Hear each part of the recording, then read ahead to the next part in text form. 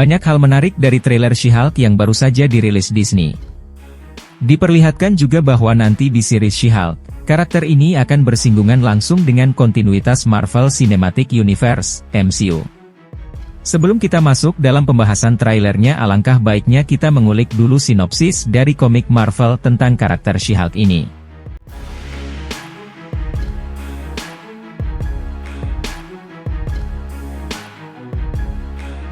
Karakter asli, She-Hulk adalah perempuan bernama Jennifer Walters, seorang pengacara sekaligus sepupu bagi Bruce Banner alias Hulk. Karena transfusi darah yang Jennifer Walters terima dari Bruce Banner, Walters pun lantas mendapatkan kekuatan Hulk. Sosok She-Hulk telah mencuri perhatian pembaca sejak pertama muncul di komik Marvel. Ia merupakan seorang pengacara yang senang menerima dirinya sebagai She-Hulk. Dikisahkan dalam komiknya, Jennifer sudah mampu menggunakan kekuatannya untuk berubah menjadi She-Hulk ketika ia bekerja sebagai pengacara. Suatu ketika, Jennifer tertembak ketika berhadapan dengan sekelompok orang jahat. Bruce pun datang dan menyelamatkannya. Karena Jennifer membutuhkan transfusi darah, Bruce menggunakan darahnya sendiri untuk mengobati Jennifer. Tanpa Bruce sadari, ia dan Jennifer memiliki golongan darah dan DNA yang serupa. Radiasi gamma dari darah Bruce pun merasuk ke tubuh Jennifer.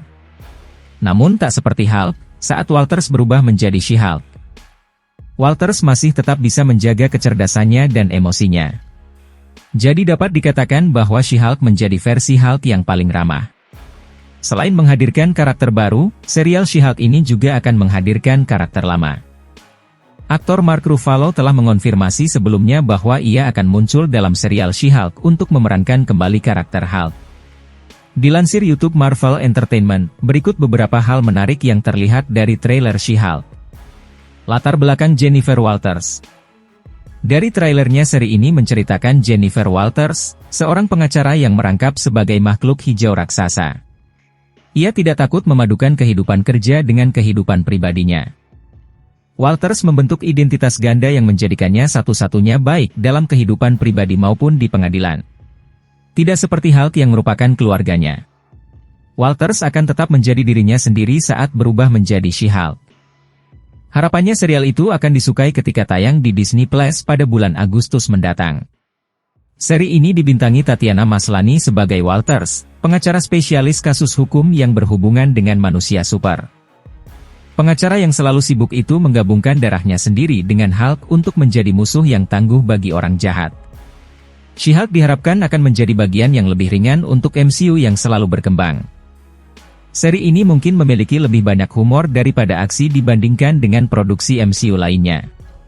Trailernya memang banyak menunjukkan humor dibandingkan laga aksi. Mudah untuk melihat bagaimana Maslany akan memikat di peran ini. Menangani manusia super seperti Abomination.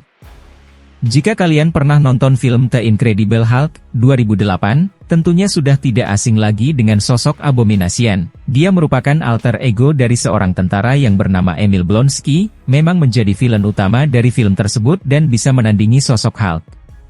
Sayangnya, setelah penampilannya di film itu, villain Marvel yang diperankan Tim Roth tersebut seolah menghilang begitu saja di MCU.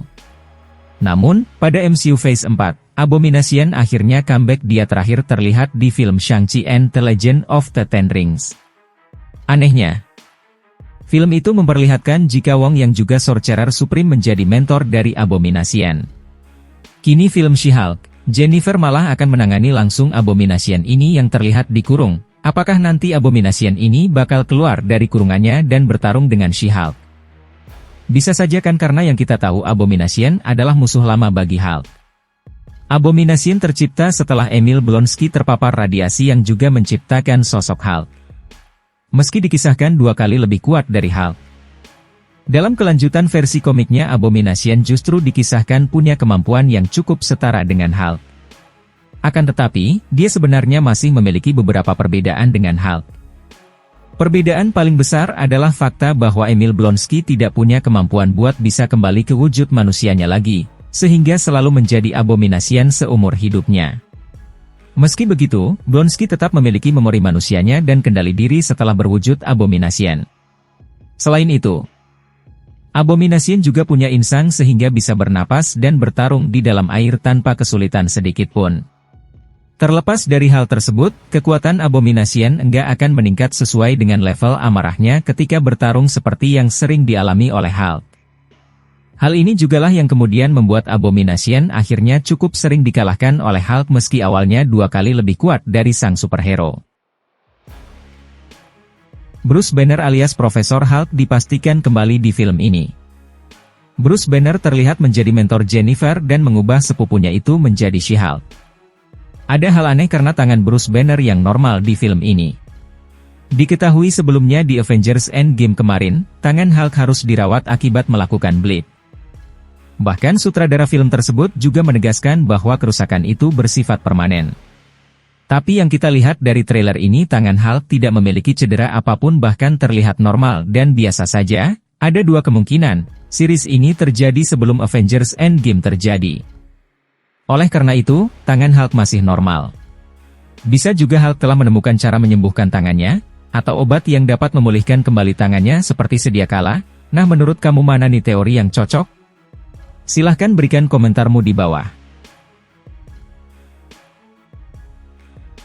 Karakter She-Hulk singgung Iron Man dan Batman. Iron Man memang telah menjadi karakter kunci di film Endgame kemarin, yang juga membuatnya tewas. Walaupun begitu, referensi berbagai film dan series MCU masih menghubungkan dengan pahlawan itu. Seperti di series ini. Ketika Nikki yang merupakan rekan Jennifer bilang bahwa sepupu Bruce itu bisa menjadi anggota Avengers. Tapi dia menjawab, aku bukan pahlawan super. Itu untuk miliarder dan narsisis, katanya. Diketahui memang miliarder dan narsisis sangat lekat dengan Tony Stark di komik maupun MCU. Dan yatim piatu dewasa untuk beberapa alasan, tuturnya meneruskan. Perkataan itu menjadi referensi halus untuk Bruce Wayne yang merupakan sosok di balik kostum Batman. Bukan sekali referensi karakter DC masuk ke proyek Marvel. Jennifer kencan dengan tampilan She-Hulk. Pada akhir trailernya Jennifer sedang mencoba mencari teman kencan. Dia menggunakan aplikasi kencan Tinder untuk bertemu beberapa pria. Malah, para pria kagum karena mereka bertemu She-Hulk, dan dia mengangkat badan seorang pria kencannya, dan akhirnya trailer pun berakhir. Nah, bagaimana menurut kalian mengenai trailer She-Hulk ini? Berikan komentarmu di bawah, dan jangan lupa like dan subscribe di channel ini biar kalian selalu update seputar film.